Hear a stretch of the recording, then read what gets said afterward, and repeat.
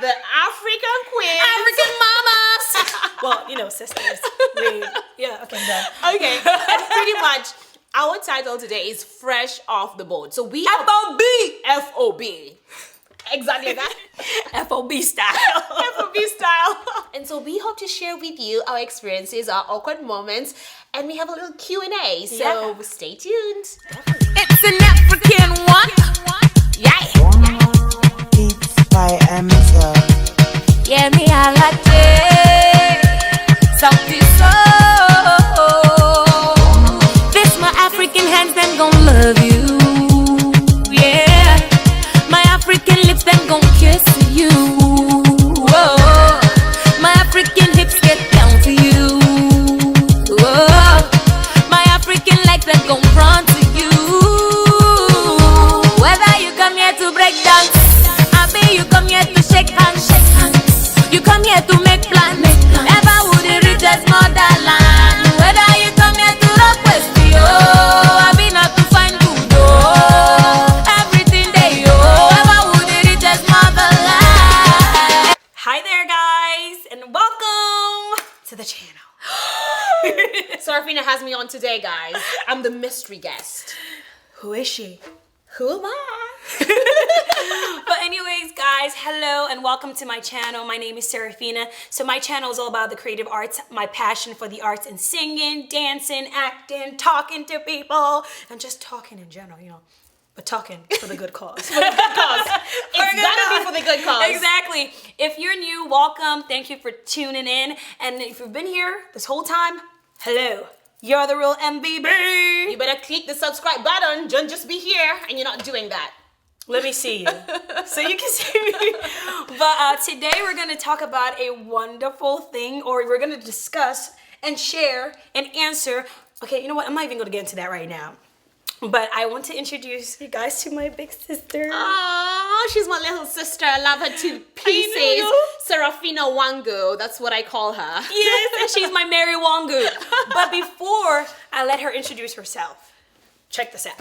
Now, did you expect you would win the prestigious award of Artist of the Year? Well, I didn't expect it, you know, because Everybody point at point. I know. 1, 2, 3. Ah, Jagrizi! So there you have it, guys. Hey guys, I am Mary Iro, and I am very passionate about talking to people, telling stories, and finding out what are some of the experiences that they have gone through. And so, what you saw back there was Afrima 2016, and I got an amazing opportunity with the organizers of Afrima to interview the winners of Afrima 2016 backstage. An amazing, amazing, amazing experience. So today, I told Serafina I got some questions for her. And I got some for her too.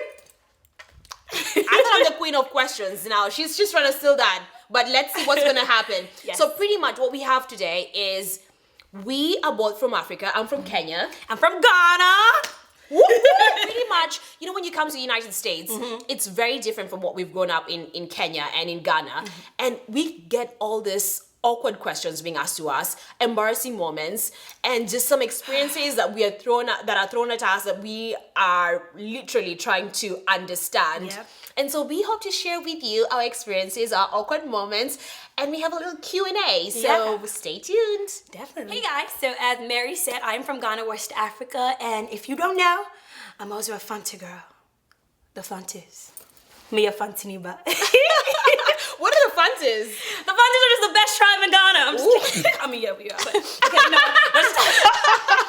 but anyways, I've been in the United States for the past 9 years now, and the first thing, or whenever I thought of America, what I thought about was roller coasters and cotton candy and Troy Bolton from High School Musical. So when I came here, obviously I didn't get the roller coaster, or I didn't get to ride it the very first day. So going from there to now, I have learned a lot about myself, about assimilating to a different culture, about different backgrounds, about diversity and all these different things. But it's definitely been a rewarding experience for me, and yeah, that's a little bit about me. So myself, as I said earlier, I'm from Kenya. That's in the east of Africa. What's your East Africa? Hey! Hemisphere. I don't know. But hey. Well, I am from the Luo tribe. I'm also Uduto, Udinadi. Okay, so pretty much I came to the United States in 2012. It was my first time in the United States. I'd never visited before. It's funny, for me, what I was expecting to see when I landed here is everything I see in the movies. The big cars, the big house. I didn't think there was anything like unemployment or that I was gonna hustle for a job, no. I expected to land here and the way we see everything in the movies, and that's exactly what it was gonna be like. Yeah. And so my experience was very, very different from what I really thought it was gonna be, so. I think that says for pretty much, or that goes to say for both of us in Yeah. terms of that, like, because we watch all these movies I know. and listen to this music, we're like, oh yes, gang, that's how it's gonna be. You get here like, oh, reality. I know, right? Like, what? There is unemployment? I have to work. Why can't I just meet Trey Songz? I know. Why don't all the houses look like what I see in the movies? I know. Why isn't everyone riding a Lamborghini? Why can't I have a roller coaster in my backyard? I know, right? Those are questions and the Those answers. were the questions, and that was the questions we're asking ourselves, and pretty much some of the experience we went through. Yes. So now the fun part begins. So we each have questions for ourselves, or for each other, I should say. Well, I don't have questions yet, but Well, yeah. I'll get that rolling. And basically, she doesn't know the questions I'm gonna ask her. I don't know the questions she's gonna ask me, but we're gonna do our best to be frank about it and answer it honestly. So this is all raw, guys. She has no clue, and I have no clue either. But we're going to answer these questions so that we can also get to know about each other and our experiences, and for you guys to also know about us and whatnot. So here we go. Okay, guys. So we're gonna start the questions. And my first question for you, Mary, are you ready? I don't think so, but shoot. So, what has been your biggest culture shock? Ooh, my biggest culture shock. Let me tell you this. Okay. How people dress here is very, very different from how we dress back home. So for example, I had to adjust in seeing people with, the micro shorts or, your legs are all out, because back home, you ain't gonna walk the streets like that. Where you going, girl? You better go home. So I feel like for me, if I think about it, it was understanding that here, what we consider sometimes inappropriate back home is actually considered appropriate. Yeah. And not to stare too long, because sometimes I used to be like, I know. I used to stare a lot too. I'll just stare at somebody, just look at them, because I'm just trying to figure out who they are and why they're wearing this or that. And sometimes I saw the person stare back at me, and I'll just keep staring back at them like, oh, it's a normal thing. yeah. So I think that was a big culture shock for me. And then two, people eating in their cars. Like literally, you would see someone, French fries and a drumstick, and they're driving and they're eating. And I was like, what in the world is that? Yo, my dad has his breakfast in the car every Sunday morning. And so that definitely. You know what I do? I hold the plate for him. He eats his bread and his eggs and like the coffee. I'm like, yo, what are you? This is not a dining table. So I think that was a big culture shock for me. So, Serafina, did you have a boyfriend when you were in Ghana? Am I putting in a lot of trouble right now? No, you're not. I wouldn't call it a boyfriend. It was more like we just liked each other. Okay, so when you look at the dating experience back home versus here, Yeah. let's first talk about your own experience in dating in the United States. Yeah. But at the same time, let's think of it like when you look at how men back home date and how women also date back home versus what you see and also your experience. Talk a little bit about that. Okay, great question. So back home, especially from where I grew up and my experience and all that jazz, we were, I'll say middle school over here. Yeah. So, when you liked somebody, nobody had to know or anything like that. So, but if people were to find out, like, oh, they'll just tease you like, hey, too sure, whatnot. So you're always keeping it a secret and whatnot. And I know for me personally, whenever it comes to matters of the heart, as I say, I'm always a little shy in that sense.